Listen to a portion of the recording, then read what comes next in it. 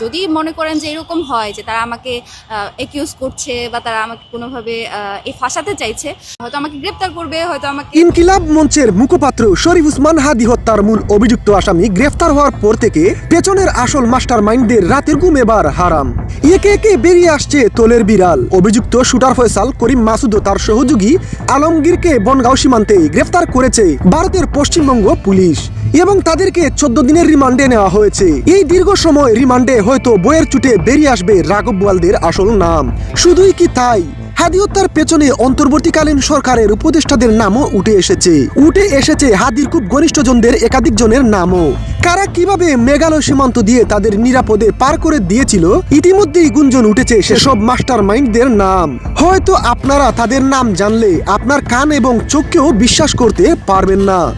গত শনিবার রাতে পশ্চিমবঙ্গের উত্তর 24 পরগনা জেলার বনগাঁ থেকে কলকাতা পুলিশের স্পেশাল টাস্ক ফোর্স STF কর্তৃক এই 2 অভিযুক্তকে গ্রেপ্তারের খবরটি যখন রোববার প্রকাশ্যে আসে, তখন ঢাকার তদন্তকারী সংস্থাগুলোর পূর্ববর্তী দাবি এবং বিশ্বাসযোগ্যতা নতুন করে প্রশ্নের মুখে পড়েছে।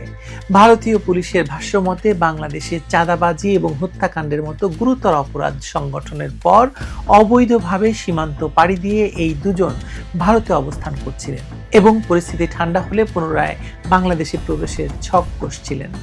আদালত তাদের 14 দিনের রিমান্ড মঞ্জুর করেছে, যা এই রহস্য জট খোলার প্রাথমিক ধাপ মাত্র। এই গ্রেপ্তারের ঘটনায় আন্তঃবাহিনী জনসংযোগ পরিদপ্তর বা ISPR ও ভারতীয় গণমাধ্যমের বরাত দিয়ে যে তথ্য সামনে এসেছে তা বাংলাদেশের অভ্যন্তরীণ তদন্তের এক বড়সড় গলদ অথবা সাজানো চিত্রনাট্যের দিকে ইঙ্গিত করছে। স্মরণ করা যেতে পারে যে হাদি হত্যার পর বাংলাদেশে যে কি ভয়াবহ পরিস্থিতির সৃষ্টি করা হয়েছিল। হত্যার দায়ভার সরাসরি আওয়ামী লীগ এবং প্রতিবেশী দেশ ভারতের ওপর চাপিয়ে দিয়ে এক অরাজক পরিস্থিতির জন্ম দেওয়া হয়েছিল। অথচ ভাগ্যের কি নির্মম পরিহাস, সেই ভারতই আজ হাদি হত্যার মূল আসামিদের গ্রেপ্তার করে বিচারের মুখোমুখি দাঁড় করিয়েছে। এখানে স্বাভাবিকভাবেই প্রশ্ন জাগে, ভারত যদি সত্যি এই হত্যাকাণ্ডের নেপথ্যের কারিগর হতো, তবে তারা কি নিজেদের মাটিতে হত্যাকারীদের আশ্রয় দেওয়ার পরিবর্তে গ্রেপ্তার করে উল্টো বাংলাদেশের হাতে তুলে দেওয়ার প্রক্রিয়া শুরু করত? কোন রাষ্ট্র কি তার নিজের অ্যাসেট বা গুপ্তচরের পরিচয় এভাবে ফাঁস করে দেয়? এই গ্রেপ্তারের মধ্য দিয়ে অন্তত ভারতীয় এজেন্সির কারসাজি নামক যে ধোঁয়াশা তৈরি করা হয়েছিল, যে মিথ্যা অপবাদ দেওয়া হয়েছিল, তা অনেকাংশে ফিকে হয়ে গেছে। সবচেয়ে বিস্ময়কর এবং উদ্বেগজনক বিষয় হলো বাংলাদেশের তদন্তকারী সংস্থাগুলোর ভূমিকা। হাদি হত্যার পর তড়িঘড়ি করে যেভাবে জজ মিয়া নাটকের অবতারণা করা হয়েছিল তা এখন দিবালোকের মতো পরিষ্কার। পুলিশ এবং ডিবি এর আগে জানিয়েছিল তারা হাদি হত্যার ঘটনায় 11 জনকে গ্রেপ্তার করেছে, যাদের মধ্যে সঞ্জয় চিসিম এবং মোহাম্মদ ফয়সাল নামের 2 জন আদালতে 164 ধারায় স্বীকারোক্তিমূলক জবানবন্দিও দিয়েছিলেন। এমনকি প্রধান অভিযুক্ত বলা ফয়সালের বাবা, মা, স্ত্রী এবং শ্যালককেও গ্রেপ্তার করে রিমান্ডে নেওয়া হয়েছিল। এখন প্রশ্ন হলো, ভারতে STF যদি প্রকৃত ফয়সাল, করিম মাসুদকে গ্রেপ্তার করে থাকে, তবে ঢাকার আদালতে স্বীকারোক্তি দেওয়া সেই ফয়সাল কে ছিল? কার জবানবন্দি রেকর্ড করলেন ম্যাজিস্ট্রেট? আর যে সঞ্জয় চিসিম ও সিভিয়নকে রিমান্ডে নিয়ে স্বীকারোক্তি আদায় করা হলো, তারা কি তবে নিছক বলির পাঠা?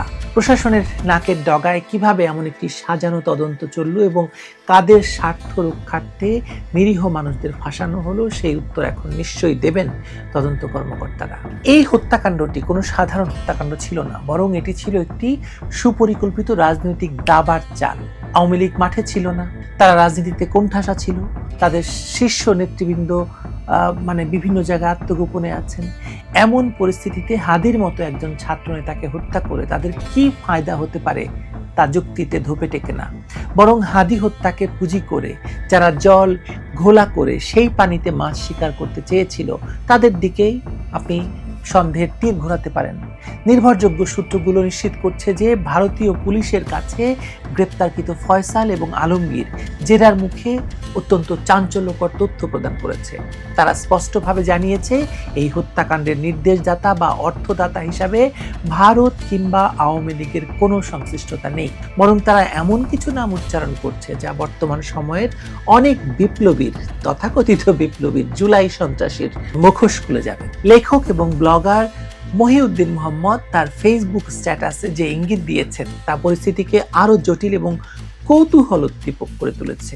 তিনি উল্লেখ করেছেন যে হাদি হত্যা মামলার প্রধান আসামি ফয়সাল ভারতীয় পুলিশের কাছে ডাকসুর এক প্রভাবশালী সাবেক নেতা, যাকে তিনি এ হিসেবে চিহ্নিত করেছেন, এবং ইনকিলাব মঞ্চের আরেক শীর্ষ নেতা, যাকে তিনি বি হিসেবে চিহ্নিত করেছেন, এবং আরো 8 জনের বিরুদ্ধে স্বীকারোক্তি দিয়েছেন।